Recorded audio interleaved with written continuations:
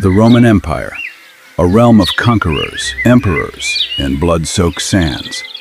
But hidden beneath the ruins of antiquity lies the forgotten saga of a man whose sheer mass threatened to outshine the gods themselves.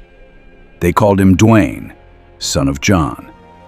But the empire knew him simply as Saxum, the Rock.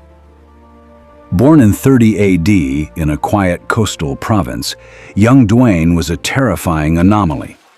While other Roman boys played with wooden swords, he was reportedly bench-pressing small chariots and consuming 40 pounds of salted cod and wild boar a day. He constructed his own training grounds out of sheer granite, a place he humbly called the Iron Paradise. Recognizing his son's terrifying potential, his family sent him to the belly of the beast, Rome. He entered the Colosseum not as a slave, but as a spectacle. Rome had never seen such theatrical brutality. When he walked out onto the sands, the imperial drummers would beat a slow, rhythmic march, signaling to the thousands in attendance that the most electrifying man in antiquity had arrived. He didn't just fight.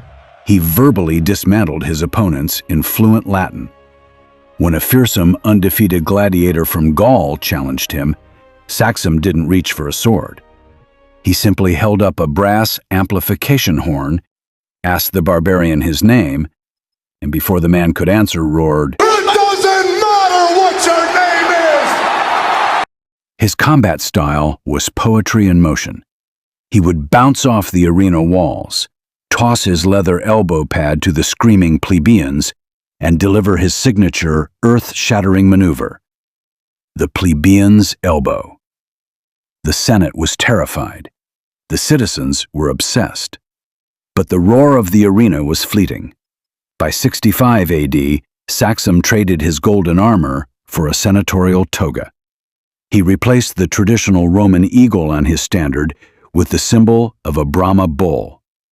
As a politician, he was ruthless, but loved. It is written that he ended the Parthian War without drawing a single weapon.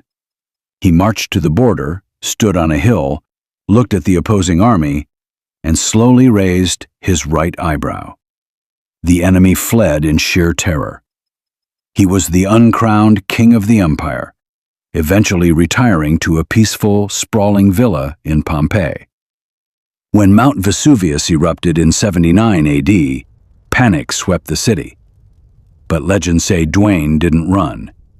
He simply stood on his balcony, stared down the fiery ash, and told the volcano, "Know your role and shut your mouth!" Tragically, the volcano did not listen.